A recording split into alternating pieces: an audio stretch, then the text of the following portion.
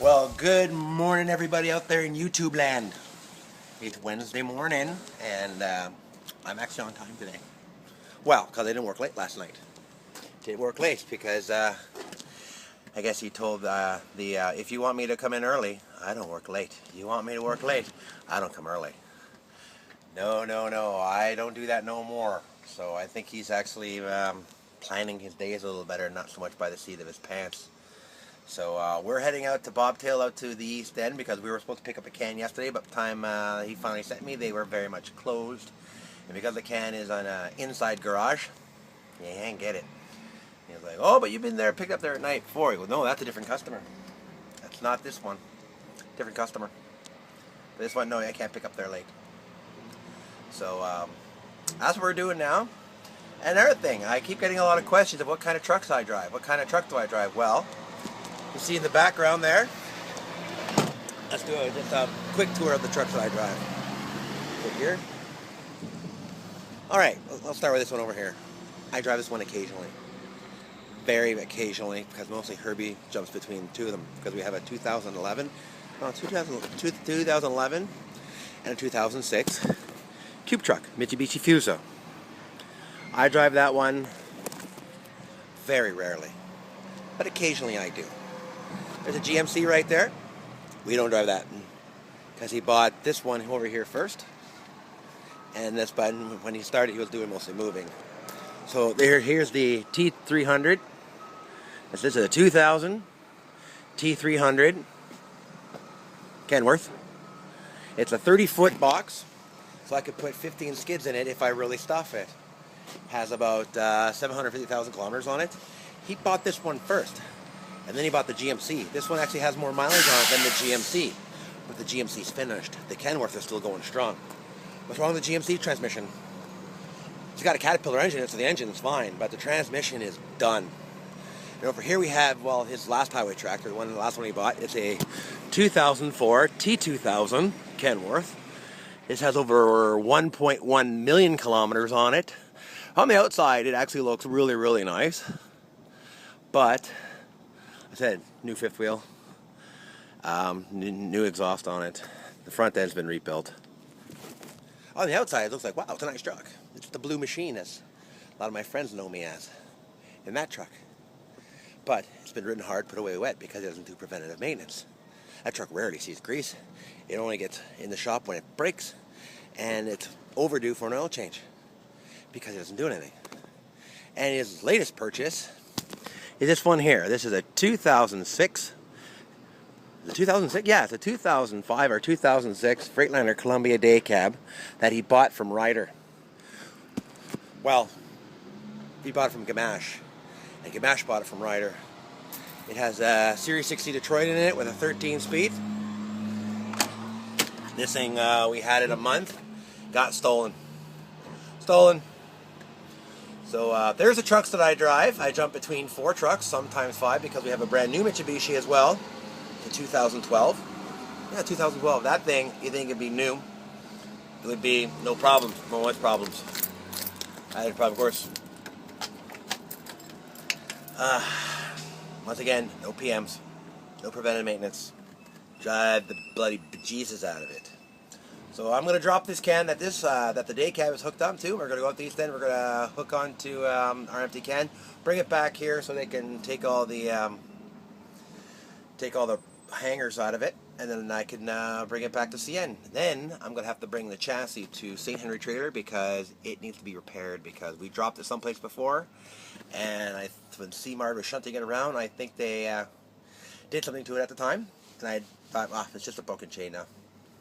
He's not going to get it welded back on, so why bother tell him, because he ain't going to fix it. Apparently they did a little bit more damage than it appeared to be, so now the whole pin is busted. So they have to put a new locking pin on it. So we're going to go do that today. Stand by. Wow, is today ever foggy? Holy Jesus. We're going on the river right now on the 25 Avenue Bridge. Look at the fog.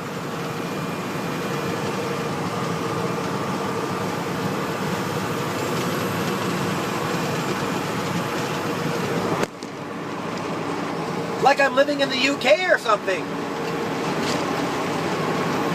Anyway, we just got back on down in Montreal. Well, definitely not yet, but we're still on the bridge.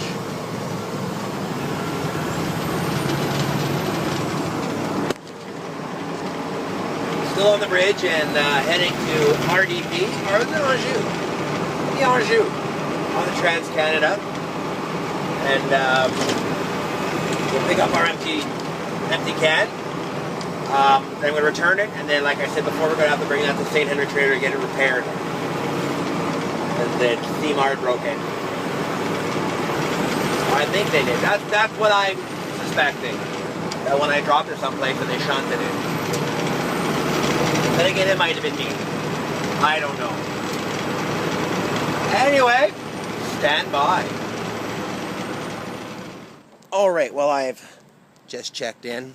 Well, not really checked in, just tell them that to open door 2 for me so I can take my pin lock off and hook onto my chassis and bring it back to the warehouse so we can take all the hangers out of it. Then here's an idea. Because if you watch last Wednesday's video, one of my viewers, Proud Virginian, she sent me a clip and I asked, hey, can I use that?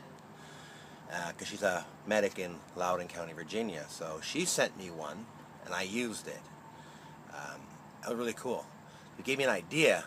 Instead of me always trying to come up with a different outro, you guys send me clips. If you think it's a cool clip and you'd like to see it on my outro, send it to me. Email is down in the description.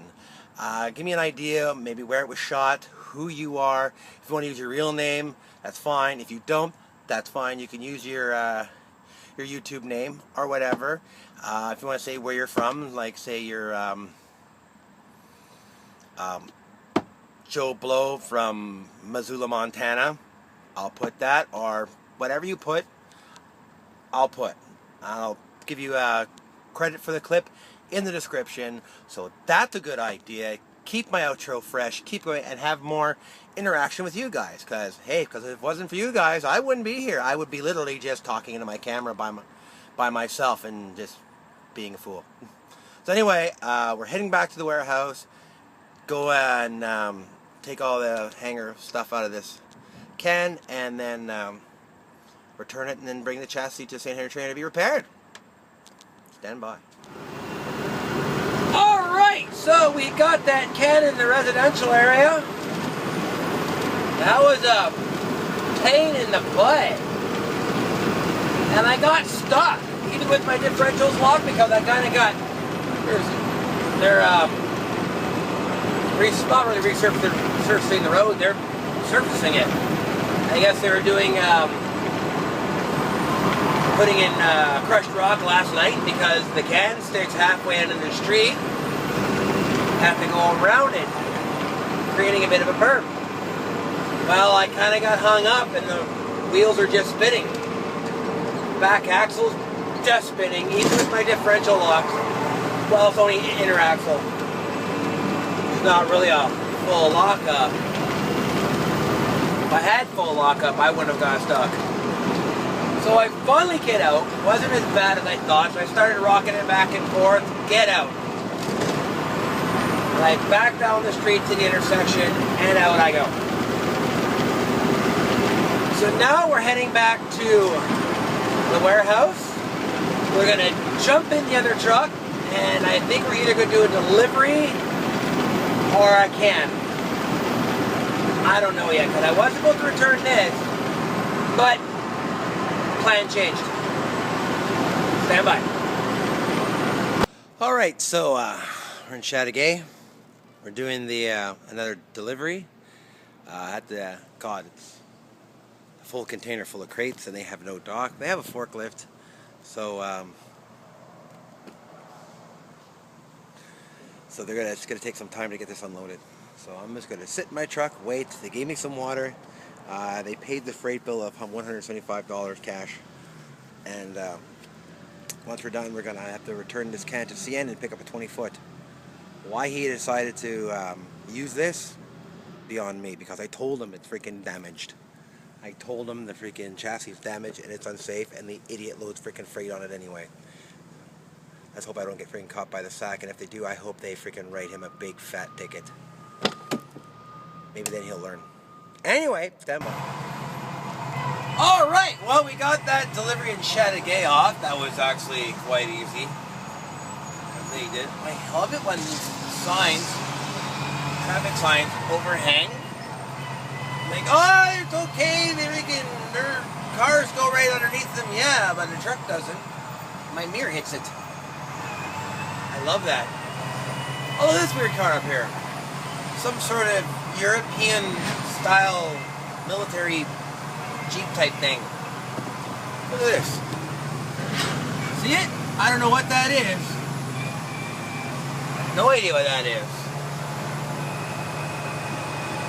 Could be European. It says U.S. Army on it. I don't think that's American. I don't think that's American at all. That looks very, very, very European. That's what I think it is. Might be Russian. When I pass it, I'll see what's on the front. I'll let you know. Bet you that thing goes like snot in the snow, though. Anyway, we're heading back to the warehouse to take off that big jigger out of the can, and then returns and pickups. More cans. Stand by. Anyway, here we are at CP Empty Annex. We're gonna take this empty off the chassis, and of course my boss wants to put another 40 on it. I'm like, no, it's damaged, it needs to be repaired. You can put a 20 on it because it uses a different pin, but a 40? No. Well, can they repair it with the can on it? It's like, no, they can't. Now you can take the pin out. There's freaking, you got 40, 50,000 pounds on it. No. So he's all trying to get me to put a can on this thing, and I'm telling him no. Well, I have 3 cans to pick up today. Good thing we have 4 chassis, right? Really? I'll put a 20 on it, because there's a 20 to pick up. It's like, oh, we'll leave the 40 for tomorrow. Fine. Get this chassis fixed first. I'll put a 20 on it, but I'm not putting a 40. Need to get it fixed first. He's like, well, we could wait later, put another can on. No.